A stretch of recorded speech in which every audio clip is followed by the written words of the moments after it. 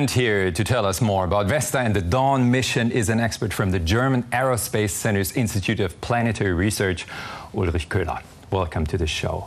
Is Vesta actually still struck by space rocks and asteroids today?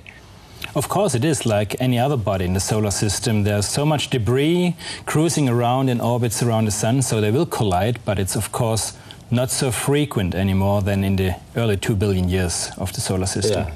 And so this is the time where all the scars on Vesta actually come from, right? Right. What we see on the surface of Vesta is most of it is older than 2 billion years, 2 to 4 billion years old. So we look at the early time of the solar system, and that's what makes Vesta so interesting for us. And who were actually the ones, the asteroids, to win? I mean, why didn't Vesta, for example, grow into a planet like Earth?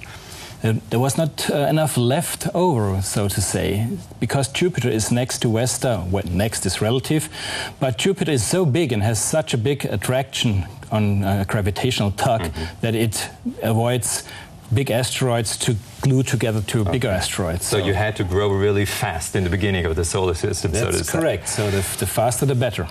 Your institute actually developed the camera that took all these images. What have you found out lately? Yes, together with our friends in Katlenburg-Lindau here in Germany from the Max Planck Society, we built this camera, and it's so beautiful what images returned from the mission. And we could see an asteroidal surface in such a detail never before. So we know much more about the processes that form the surface. And what are the latest findings, actually?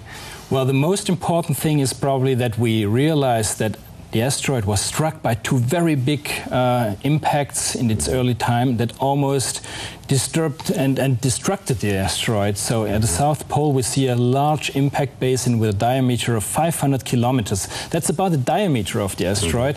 And this was such a collision that it almost destructed the asteroid. And was it a fast hit? That's not so sure. We think that it was not such a fast hit as the asteroids that hit Earth and Mars and the Moon in the early solar system with 50,000, 60,000, up to 100,000 kilometers per hour.